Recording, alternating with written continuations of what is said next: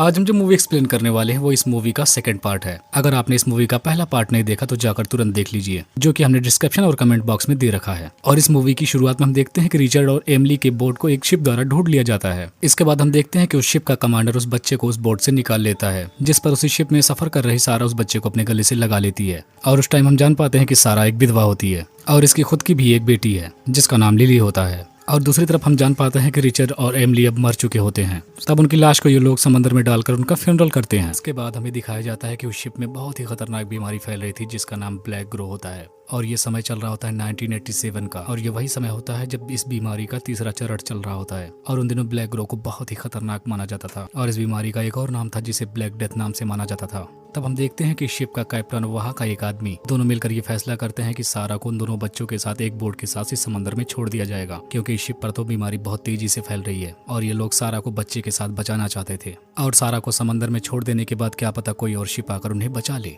तो ऐसा फैसला लेने के बाद कैप्टन सारा को एक बोट में डालकर एक दो बच्चों को देकर उसे समंदर में छोड़ देता है। और यहाँ पर सारा के साथ एक आदमी और जिसका नाम कैनी होता है वो भी उसी बोट में होता है। तब सारा कैनी से पानी की बोतल मांगती है। तब कैनी उसे पानी देने से मना कर देता है और कहता है कि हमें पानी को बचा कर रखना होगा। इसके बाद हम देखते हैं कि धीरे धीरे पूरा दिन बीत जाता है ऐसे इन्हें सफर करते हुए, और फिर से रात हो चली थी। अगली सुबह हम देखते हैं कि वो दोनों बच्चे भूख और प्यास से रोने लगे थे, लेकिन फिर भी उन्हें एक भी कप पानी देने के लिए तैयार नहीं होता। उल्टा उन दोनों बच्चों के रोने पर वो सारा और दोनों बच्चों पर बहुत तेजी से गुस्सा हो रहा था और वो सारा से कह रहा होता कि तुम जल्दी से इन बच्चों को चुप कराओ। लेकिन जब वो दोनों बच्चे रोते हुए चुप नहीं होते तो उन्हें पकड़कर समंदर में फेंकने की कोशिश करता है, लेकिन वो उन्हें समंदर में फेंक पाता इससे पहले सारा उस पर हमला कर देती है और उसे बोट के पैडल से मार डालती है। इसके बाद सारा उस आदमी को समंदर में फेंक देती है और फिर सारा दोनों बच्चों को लेकर उसी बोट में सो जाती है। और सब अगली सुबह उसकी आंख खुलती है तो अपने आप को एक आइलैंड पर पाती है। तब सारा समंदर की तेज लहरों से बचते हुए उस आइलैंड तक कैसे भी करके पहुंच ही जाती है और यहाँ पर भूख से इन सबकी हालत बहुत खराब हो गई थी। तब उस आइलैंड पर पहुंचने के बाद सारा उन बच्चों के लिए कैसे भी करके पानी लाकर पिलाती है। इसके बाद वो आइलैंड को चारों तरफ से चेक करने के लिए निकल पड़ती है और उसे वहीं पर पीने के लिए साफ पानी भी मिल जाता है और वहीं पर खाने के लिए कुछ फल भी होते हैं।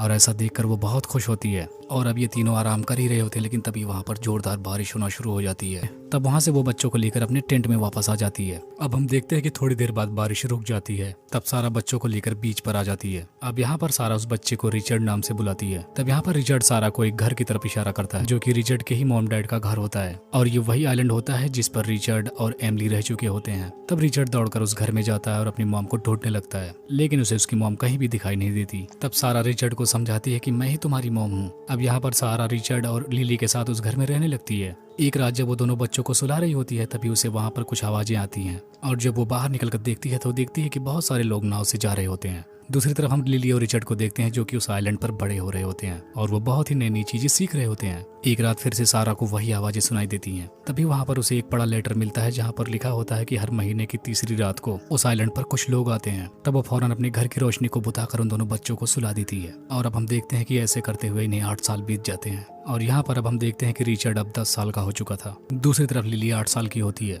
अब वो दोनों पूरा दिन एक साथ खेला करते थे। अब यहाँ पर सारा उन दोनों को लाइफ से रिलेटेड बहुत सारी बातें बताया करती थी। वो बताते थे कि कैसे एक छोटा बच्चा बड़ा बनकर आदमी बनता है, तो वहीं पर कैसे एक लड़की बड़ी होकर एक औरत बनती है और बड़े होने पर उनकी बॉडी में क्या क्या चेंजेस होने लगते हैं। तब उन्हें शादी होने से लेके बच्चे होने तक का सारा प्रोसेस बताने लगती है और उन बच्चों के मन में जो भी डाउट्स होते थे उन्हें क्लियर करती थी। अब हम देखते हैं कि एक दिन लिली और रिचर्ड मछली पकड़ने के लिए समंदर में जाते हैं और वहाँ पर वो लोग नाव को एक पत्थर के सहारे बांध कर वहाँ की मछलियाँ पकड़ने लगते हैं। लेकिन तभी अचानक से उस नाव की रस्सी खुल जाती है और वो नाव तैर कर किनारे चली जाती है। अब ये लोग समंदर में फंस जाते हैं क्योंकि इन्हें किनारे तक आना था और उन्हीं के आसपास एक शार्क भी घूम रही होती है। दूसरी तरफ सारा बच्चों को ढूंढ रही होती है और अब अंधेरा भी हो चुका था।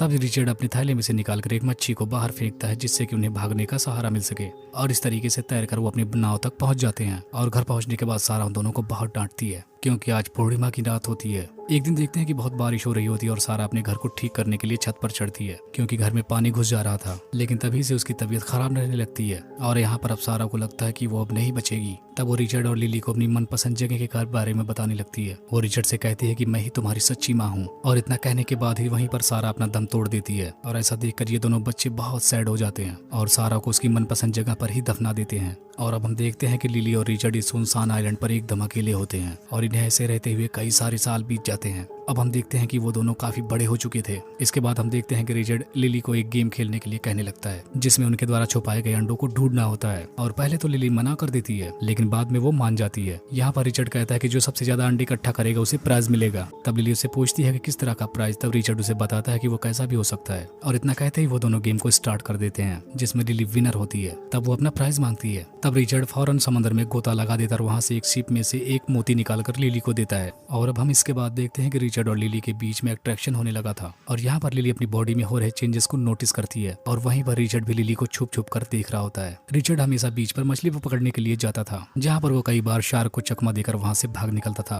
और उसकी इस हरकत के लिए लिली बार बार उसे डांटा करती थी। तब रिचर्ड उसका मजाक उड़ाता है। वो कहता है तुम तो अपने आप को टच करती हो। तब लिली कहती है कि ऐसा नहीं है। तब रिचर्ड कहता है कि मैंने तो तुम्हें देखा था। तब लिली कहती है वो तो मैं बस अपनी बॉडी में हुए चेंजेस के बारे में देख रही होती हैं लेकिन तुम्हें मुझे इस तरीके से नहीं देखना चाहिए था। तब रिचर्ड कहता है कि क्यों ना देखूं, मैंने तुम्हें बचपन से ही देखा है। तब लिली उससे कहती है कि तब मैं छोटी थी लेकिन अब मैं बहुत बड़ी हो चुकी हूँ। और इतना कहकर वो वहाँ से जाने लगती है लेकिन रिचर्ड उसे मना लेता है और दोनों एक दूसरे के साथ डांस करने लगते हैं। लेकिन इसी दौरान वो दोनों एक दूसरे के बहुत करीब आने लगते हैं। लेकिन यहाँ पर लिली तुरंत रिचर्ड से दूर हो जाती है और वो रिचर्ड से कहती है कि हमें लगता है कि अब हम दोनों को एकदम अलग अलग सोना चाहिए। तब रिचर्ड उससे कहता है कि जैसा तुम्हें अच्छा लगे। अब एक सुबह हम देखते हैं जब लिली अपने बेड से उठती है तो वहाँ पर उसे कुछ ब्लड्स दिखाई देते हैं और ऐसा देखकर वो पहले तो बहुत डर जाती है लेकिन तभी उसे बाद में सारा की सिखाई हुई बातें याद आती है और